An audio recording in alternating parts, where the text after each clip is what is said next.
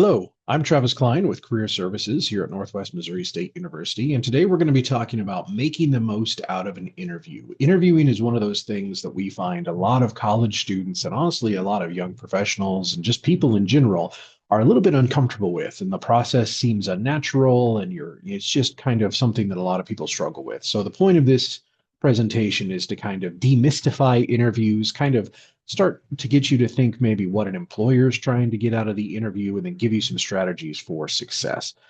So that's what we hope to do. Of course, if you have questions, Career Services is always here to help, and we'll have contact information for you so you can get a hold of us if you need to do that.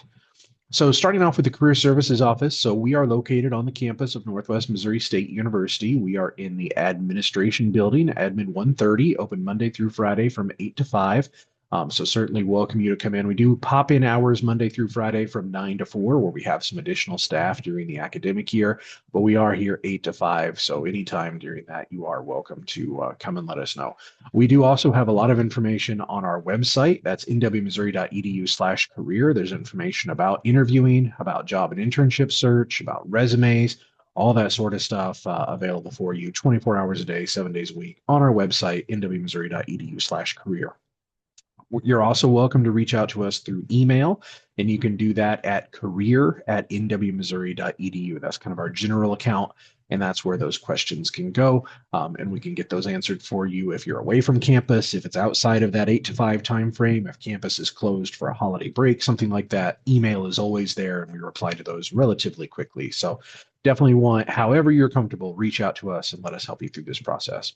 All right, so talking about interviews, there's really three parts of the interview that I want to go through in this presentation. So the first one is before the interview, so preparation, things you can do before. So a little bit of research, how you can find out about the company, the types of questions that they ask, more about the position that you're applying for, those sorts of things. And then actual interview prep, so practicing, doing things like that. We'll talk all of that stuff you can do beforehand to get you armed to have the best possible interview. Of course, we'll talk about the interview process itself, during the interview, making a good first impression, kind of making a good second impression, and continuing to, perform the way that you need to there, and then actually answering their questions, and then asking your own. That's important as well. So we'll definitely talk through that. And then after the interview, this is a part a lot of people kind of don't think about, but once the interview is over, once you've left, there is a chance for you to follow up and then say thank you. So we'll talk through all three of these. But starting off with the preparation you can do before. So a little bit of prep goes a long way in an interview just to make you comfortable. Again, these are kind of unnatural situations.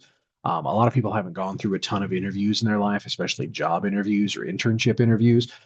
So it is something that a lot of people are uncomfortable with. It's an unnatural kind of situation. So again, a little bit of prep goes a long way to make you more successful. So the first thing you can do is do some homework. So learn everything you can about the organization that you're interviewing with. So start off with their website. Everybody has a website now. So go there, read their About Us pages.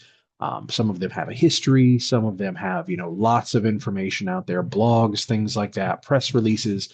The more information you have going into this interview, the better position you're going to be in to be successful, and the better questions you're going to ask, which is going to help make a better impression during the actual interview process.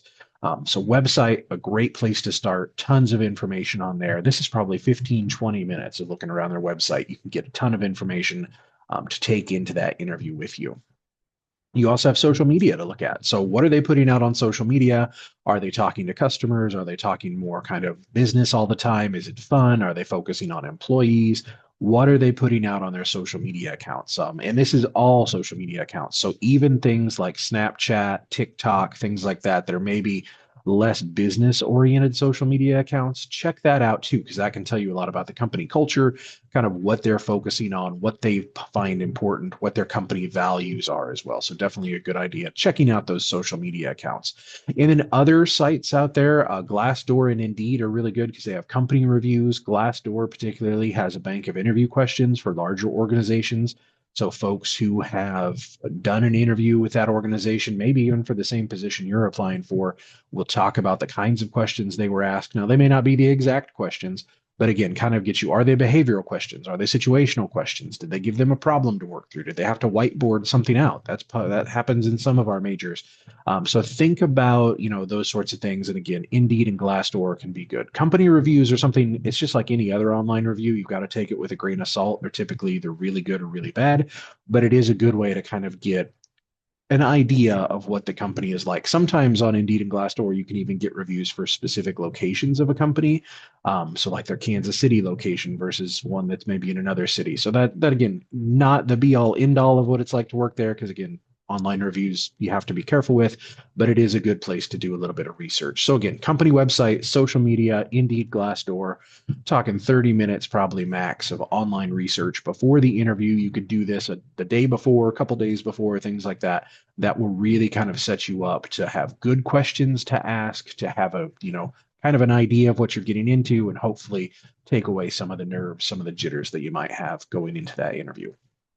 Another thing you can do to prepare is think about what you're going to wear. So this is less important than it used to be, but interview dress still very important. It's a really big thing of the first impression of what they think of you. So, what you wear is definitely a big deal. Again, not as big of a deal as it used to be. It used to be, definitely suit and tie, full on business professional for almost every interview. That is definitely not the case anymore, but there are still some pointers that we would always recommend. So some of those would be whatever you choose to wear, make sure that it is clean, that it's wrinkle free, that you didn't pick it up off the bottom of your closet from the night before, that it doesn't smell like smoke or like the bar or things like that. So just think about the overall impression of whatever it is you choose to wear. It doesn't have to be a suit.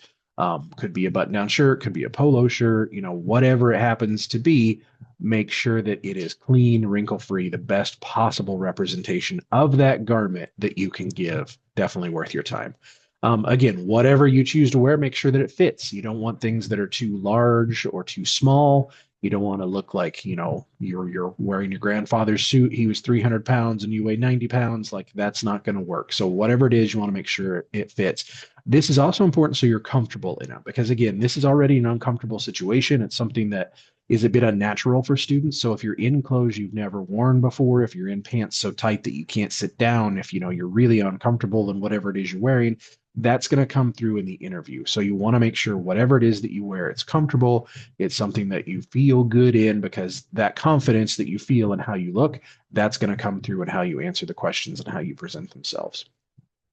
It's also a good idea to stay relatively conservative. A banana yellow suit may seem really cool and it may look great, but most of the time in most industries, it's not going to be the best thing. So black, navy, dark gray, dark green, kind of those dark colors will serve you well, especially if you're buying clothing items like suits or dress clothes, things like that. I would definitely recommend neutral colors will always be a good choice, to where something that's trendy right now, maybe a pastel blue suit or something, may look really cool, this year, but next year, 2 years, 5 years, 10 years down the line, it may not. So, think about that, especially if you're spending money on things. But neutral colors are always a safe bet. Always a good idea to wear closed-toed shoes, even if you are interviewing in the summer months or in a warm location. You want to make sure that your shoes match your belt, those sorts of things, that you can walk in the shoes that you wear. That's very important. If you're someone who never wears high heels and suddenly you've got on 4-inch stilettos and you're, walking around and breaking your ankle going into the building, that's not going to be a great impression. So closed-toed shoes, dark color, polished, match your belt, always a good safe bet. We get a lot of questions about hair and facial hair and things like that. There's really no universal rule. It's going to depend on the company. That's something, if you're concerned about, you should ask about in the interview. For sure. Same things with tattoos and piercings and things like that. If you don't know, and if it's something that concerns you, ask. That's certainly something that's okay to do. Like, what's the dress code? Are employees allowed to have nose rings or tattoos visible, things like that? That's a fine question to ask. Hair, the only big thing I would say is clean and well groomed. Kind of like the same thing with the first point with whatever you choose to wear, make sure it's wrinkle free and clean. Same thing. You don't want to look like you just rolled out of bed and you got crazy bedhead. If you do have facial hair, you want to make sure that it's tamed and it's not, absolutely wild, things like that. So really no universal rule for this, but just clean and presentable is always better than dirty and unpresentable. You want to be careful with fragrance, colognes, and perfumes and things like that. Some people are very sensitive to smell.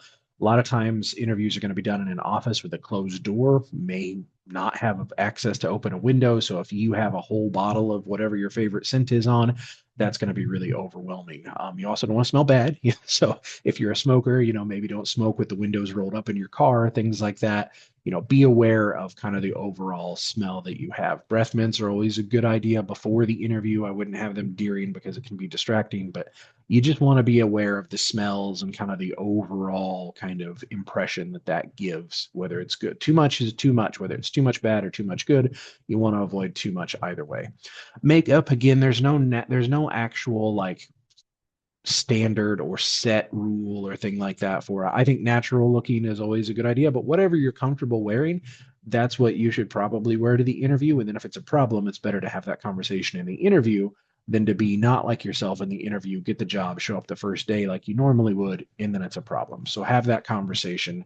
Again, not as big of a deal as it used to be, but definitely a conversation to be had if it's something that you're concerned about. And then jewelry, you don't want to be overwhelming with jewelry. You don't want to blind them with too much stuff. You don't want the noises and the jingles to be, distracting. If you're someone who fidgets, I tend to fidget with like my wedding ring, things like that.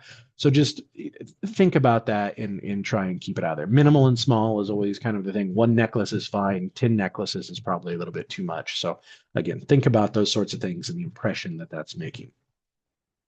Some things I would recommend to always avoid in every interview. I said there aren't any standard rules for a lot of this. These three, I would say, are standard rules for every interview, every different profession out there. First, cell phone should not be anything that makes noise or causes a distraction. So definitely should not ring. If you put it on a table and it vibrates, it might as well ring. I would recommend either turning it completely off or even better, if possible, leave it in your bag, leave it in the car, leave it out of the equation. Your cell phone is a huge distraction. If you're waiting in a waiting room and you're on your cell phone, you're kind of missing the environment around you, which you should kind of be checking out for different clues. So, cell phones are great. We all love our cell phones, but in an interview setting, they can absolutely derail things and cause problems. So, make it not a problem, take it out of the equation. I would say for 90% of employers out there in the industries we work with, jeans in an interview are probably not all right. I know jeans are dressing up to some of our younger students sometimes. But I'd say, if it's a job where you're going to wear jeans every day for the interview, go one step above. So maybe wear a pair of slacks or a skirt or something like that instead of jeans. Um, the one area this probably isn't true is ag. It's probably okay to wear jeans if you're going into an ag industry. But even with that, maybe go one step up for the interview. So jeans typically a bad idea, especially in more conservative like banking, accounting, those sorts of roles like that. Definitely no jeans in the interview. And then I would say open-toed shoes, flip-flops, whatever you happen to call these, sandals, definitely are always a bad idea. Closed-toed shoes definitely are that. So I would say those are kind of the three ironclad rules. No phone interruptions, no jeans, no open-toed sandal shoes. Another really important thing you can do before the interview is think about the questions you want to ask. An interview is not a quiz. It's not, they're going to ask you 10 questions. If you get 7 out of the 10 correct, you get the job. It is a conversation and they will expect you to ask questions. So you always need to have some questions prepared for the interviewer. Absolutely. Every time. Never should you go through an interview and they talk to you for 20 minutes. You talk about the position. They say, "Do you have any questions for me?" And you say, "No." That is not a good impression. Absolutely always have questions. Some ones you should always be asking anyway that you can always have ready. What's the timeline look like moving forward? If you're interviewing on a Friday, are you going to find out if you have the job by Monday or is it going to be a month from Monday? That's important information for you to have so you know how to follow up. What are the next steps in this process? Sometimes a larger organization or even a smaller organization, sometimes they will have a multi-staged interview process. So you might start off doing a phone interview or a Zoom interview with somebody, but that's not the last one. You may be brought in to meet with somebody in person. You might have to do multiple rounds of interviewing. So knowing about those next steps is very, very important. And I think it's always a good idea too, especially for internships, things like that, to ask about what a typical workday looks like. They may not have an answer for this, but I think that's a good kind of shows you're thinking ahead. You can see yourself in the role. you're asking those types of questions. And then for full-time positions, I think it's very kind of mature and professional to ask about what's the evaluation process look like? How do employees know if they're doing a good job? How often are they evaluated? How often do they get feedback? How is that handled? Is there an orientation process where, training is done and evaluation is given as you go through that? Those are definitely good things to ask. The one thing I would recommend not asking about in the very first interview is salary. You don't want your very first question to be how much are you going to pay? How many days off do I get? That will be something you definitely want to talk about before you take the job. But typically, it's a good idea. Let the employer bring it up. Your research should show you kind of the range anyway if you're using some of the online resources through the government like Bureau of Labor Statistics and ONET Online and things like that. But you don't want your first question to be about salary. And I would say let them bring it up first if possible. But having some of these ready to go beforehand, again, your research of the company, looking at their website, looking at their social media, hopefully will get you even better questions than these. These are just kind of evergreen ones that you can always ask. But if you look at their social media and you see they do a lot of like community volunteerism and things like that, a good kind of second level question would be, I see the company is really dedicated to giving back to the community. Would that be something I would be able to do in this role? Because that's important to me as well. So shows you did your homework, shows that you have the same value as they do, that it's something you want to do.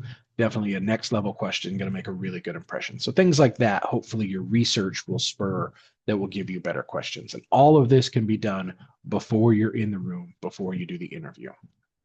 Once you're in that room, though, it's definitely all about impressions and then having that full conversation and being an active participant in that conversation. So I'd say the first thing is your first impressions are really important. So when you go to show up, you want to be early, but not too early. So 5 to 10 minutes is a good rule of thumb.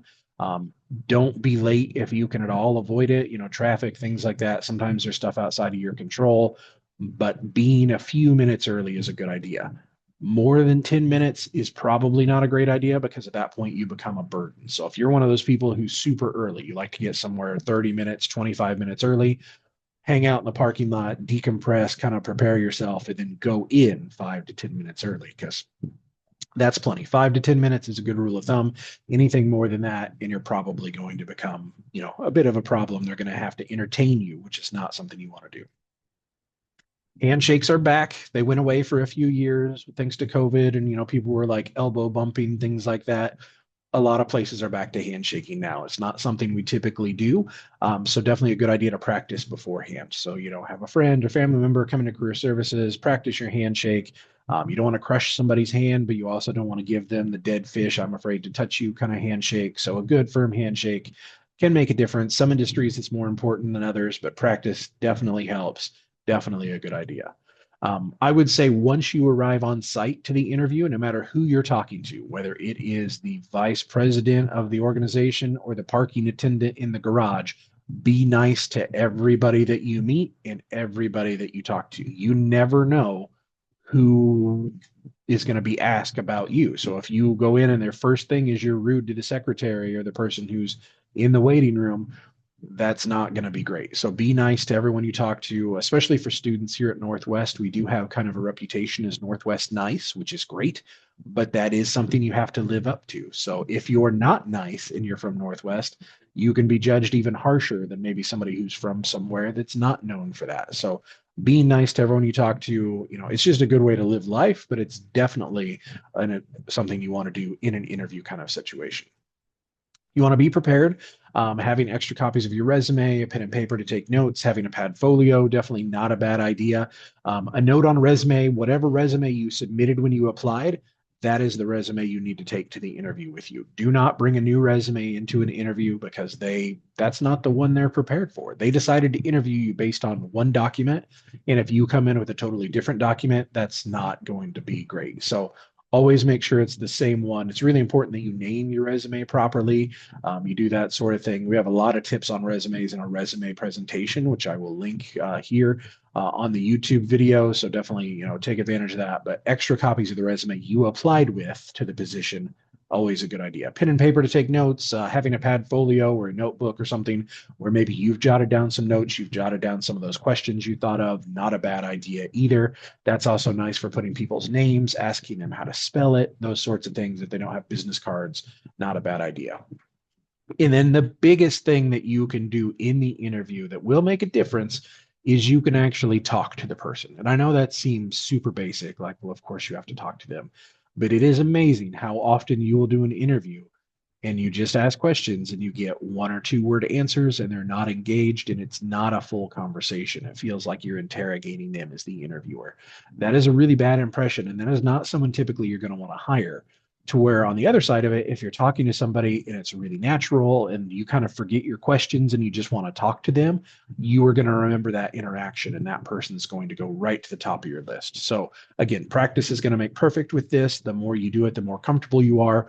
But this is a conversation. So you do have to participate. You do have to talk, give them some stuff to work with in your answers, which we're going to talk about that here in a couple slides about how to give good answers. But make sure you're talking to them. That's really important. If you're just like mum is the word and you're yep, nope, nodding your head, not even speaking in reply, it's going to be a really short interview and you're probably not going to get hired. So you want to make sure you're talking to them. You also want to think about your body language. So nonverbal messages like your posture, fidgeting, things like that. You've probably noticed I talk with my hands. So you want to be aware of that and make sure that you don't do too much of it, especially on a video thing like that. If you do a lot of hand talking in a video interview, it's really distracting sometimes. So you want to be aware of that and kind of control that as much as you can. Eye contact is really important. Again, if it's a video call, you want to look at the camera, not at the screen, because the camera is the eyes. If you're in an actual interview setting, you want to have eye contact, but you don't want it to be intimidating. You don't want to be constantly staring them in the eyes and never looking away. You want to kind of lighthouse the room, things like that. You want to make sure you're talking in a way that they can hear you. You're not mumbling, even though you're nervous. You want to do that. And then avoid things like gum chewing, clicky pins, other things that can be distracting when you're nervous. Again, lots of jewelry, bracelets, things like that. Sometimes those turn into fidget toys when you're in an interview, and that's very distracting for you and for the interviewer. So you don't want to be known as the person who is fidgeting. You want to be the person that gave really good answers. And then this kind of goes counterintuitive to the last point of being a conversation, but you also need to listen. You don't want to steer the conversation. This is the interviewer's kind of thing. Let them be the one that leads, but you do want to talk. But it is important to really listen to their questions and actually answer them. Again, it's amazing when you interview candidates how often you will ask a question and the answer you get has nothing to do with the question that you ask. And that's not great. Again, you want to make sure you're really listening. Again, being prepared, knowing the types of questions will help, but really listen, make sure that you're answering what they're actually asking. And then again, the biggest thing with body language, and the thing that, again, I think seems so simple, but sometimes people forget, especially over video, make sure you smile. It does come through, even on a phone interview where they don't see you, they can tell when you're smiling versus when you're not. So if you don't seem like you're happy to be there, it's going to come across. So it does make a difference. And body language specifically, is one of those things. It's not something we think about, but it does make a huge impression. So I like to show this slide. This is a photo of a candidate for a job. This is the exact same person, exact same qualifications, same resume, probably going to answer questions the same way, but in the waiting room, 4 completely different first impressions based on body language. So, as you look at these photos, you can kind of see the person who looks like they want to be there to least on the left. To the right is the one that looks like they want to be there the most. So your body language has a lot to say about that. It's something you want to be aware of. And you want to make sure that you look like you want to be there. So just something to think about. Again, practice is going to make perfect. The more comfortable you are, the better your body language and posture and everything will be naturally, but it's something you want to think about.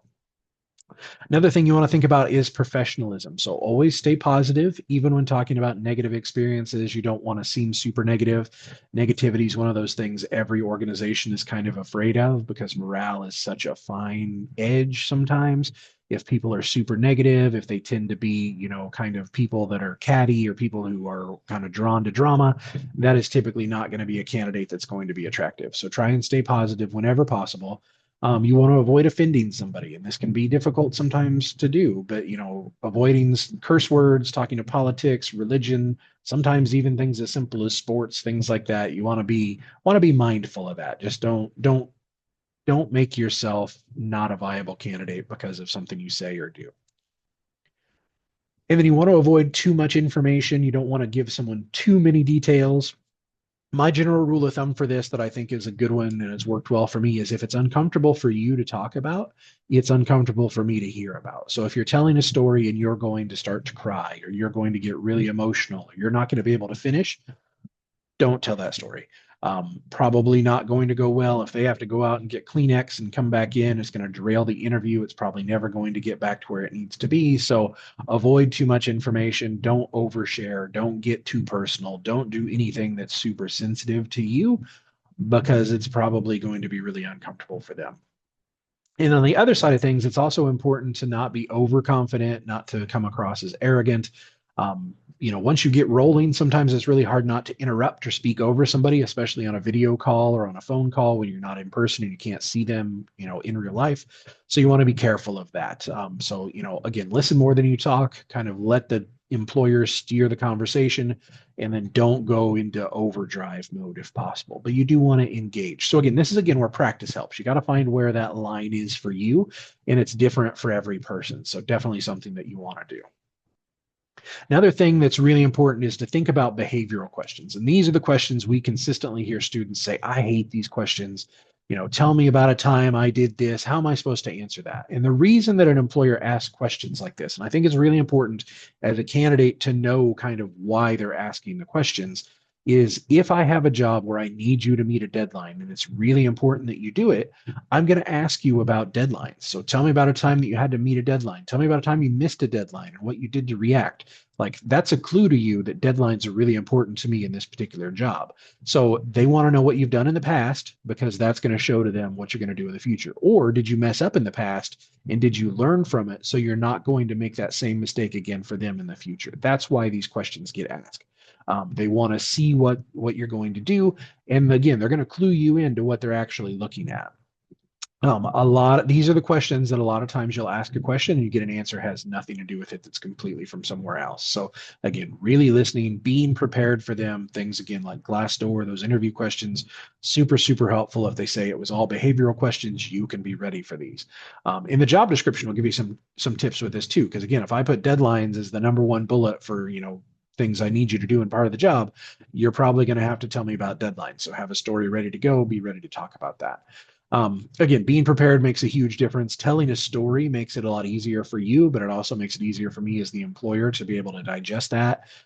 So the STAR method is the best way to do that. What is the STAR method? This is not new. This is something that's been around for a long time, but STAR stands for situation, task, action, and result. So it's a way to answer a question like, tell me about a time you had to be a leader. So it's a way you kind of go through these 4 steps, the S, T, the A, and the R, and it frames your answer and it gives them a really complete answer to a question like this. So it's a way to frame that answer, basically.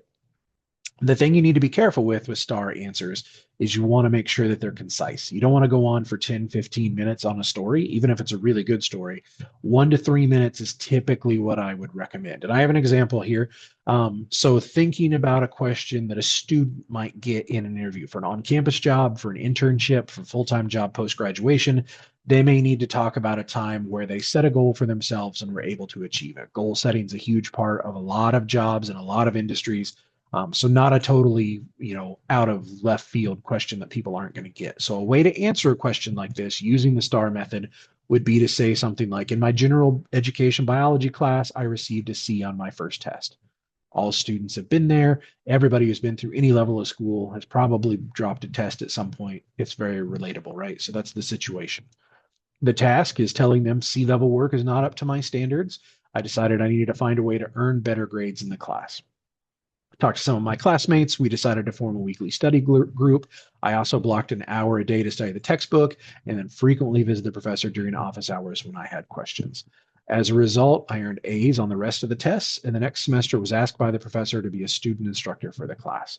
So think about this answer. It didn't take me very long to go through it, 30 seconds, maybe 40 seconds, but there's so much for the employer to unpack in here. So you're telling them that you have high standards without just saying I have high standards. You're kind of giving an example of that. You're talking about working with other people, coordinating with your classmates, a little bit of leadership there to be the one to reach out, but you also had to work with them to form that study group. But then you also took some personal responsibility by blocking that hour a day to study on your own. So you didn't just stop with the group, you kind of went above. And then you also made that connection with the professor kind of to go ask questions. And then the result was it worked. That's important to get across. But also that not only did it work, but the professor saw the effort you put in and then wanted you to come back to lead future classes. So there is so many professional skills in this one answer that is super useful for an employer. This could also be about, tell me about a time that you failed. Tell me about a time that something didn't go the way that you wanted it to. Tell me about a time you had to overcome adversity. That's a super common question. Tell me about a time you had to work with other people. Tell me about a time that you went above and beyond what was asked of you. Like there are about 50 questions that this answer would suit really well. And every student has some kind of example like this. It doesn't have to be exactly this, but think about the things that you've done in class, in organizations, in work that you've done either on or off campus, and stuff you did in high school, in things in your personal life that you've overcome without giving too much personal information. All of those sorts of things you can do in this STAR method and have a really good answer. And again, you can have some of these pre-written out in that notebook that you take into the interview and then plug them in where they're appropriate. Just make sure you're actually answering the question that they ask. But super easy way to tell a story that's short, but also tells that employer a lot of really good information. This is going to make a really good impression on an employer if you do that. And then finally, after the interview, again, this is the part a lot of people miss, the follow-up, doing things after the interview, definitely important to do. First tip I would give is get out. Don't overstay your welcome. At the end of the interview, don't get caught off guard with small talk you're unprepared for. When they say it's over, shake their hand, maybe get a business card and then go home. Don't hang around. You don't want to be a burden before the interview. You don't want to be a burden after the interview. So think about those sorts of things. If possible, getting a business card is a good idea. So when you follow up, you know their name and how to spell it, their title, their email address. You've got all that information on one small little card. Not everybody uses business cards, so you're certainly able to ask for these as well. Hey, what was that email address? If I want to send a follow-up email, can you tell me what that is? Or how do you spell your last name? I want to make sure that I get it right. Those sorts of things, absolutely fine at the end of the interview to ask about. Again, asking about those next steps at the end of the interview, what's the timeline moving forward? That will kind of show you how best to follow up. So if we interview on a Friday and I'm going to tell you by Monday, you probably need to follow up by email because something you send through the mail is not going to get to me in time. But if I tell you, we're going to interview on the 15th and I'll let you know by the 1st of the next month, you've got a couple of weeks there. So you can probably do a handwritten note, throw it in the mail, going to make a better impression. Nobody does it, but it gives you a chance to do that. You can still send an email that way, but you probably don't want to send it right after the interview. You want to wait till closer to the decision date. Thank you notes are one of those things a lot of students don't do. It will kind of make you stand out. If you interview with multiple people, each person should get an individualized thank you note.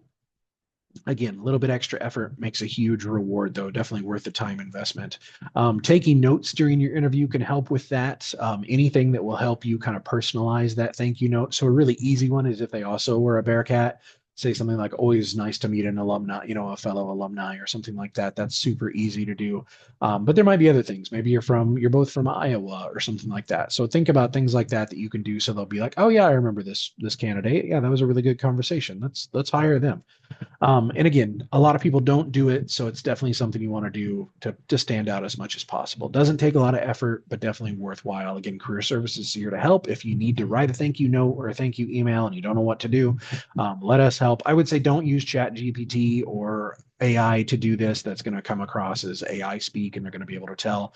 The more personalized, the more real this is, the better off it's going to be. So maybe you could use those to help you draft it or clean things up, but don't let it write it wholesale and then send it off. That's a bad idea. All right, some other types of interviews. So phone and video interviews do happen, especially post-COVID. They're very popular.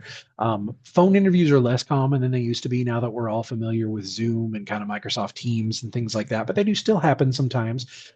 Sometimes they're done as a screener because they can't see you, so it's purely based on the quality of your answers. So some organizations still really like that. You want to prepare, do everything just like you would face-to-face, just have the phone there instead of being in the room with somebody. So the way to do that one, just like anything else, turn off all distractions, background noises, be somewhere that's quiet, whether that's a quiet study room in the library or somewhere, this is not a great, do it, in McDonald's or in Starbucks or something like that. Not a great idea. So somewhere that's going to be distraction free. Again, same preparation. You can actually have more preparation for a phone interview, I feel like, because they can't see you looking at your notes. So you could have post-it notes with information kind of all around you. You could have tons of information written down. You don't want to sound like you're reading, but again, you can have a lot of that preparation done before the phone interview.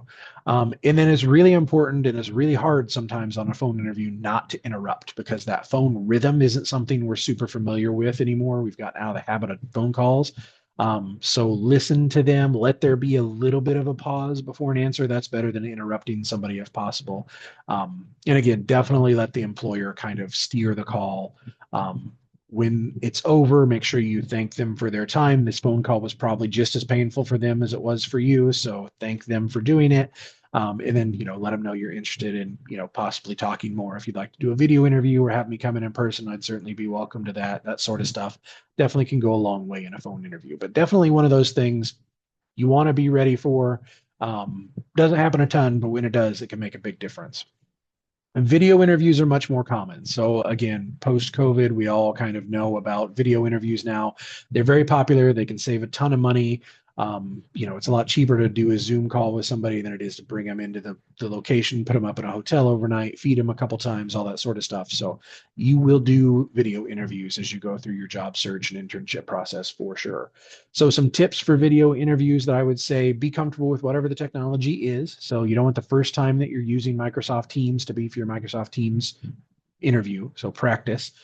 We're happy to do this with you in the Career Services office. Some companies use proprietary software. A lot of times, though, if you ask, they will let you practice with that software before the actual interview, but you have to ask. So definitely make sure you've got a practice run. You've got something to do. Can be with anybody. You can do it with your roommate, with your best friend, with a family member, with Career Services, with a professor, whatever. Just practice before you go into the actual thing so that you know how the technology works. Still a good idea to dress professionally.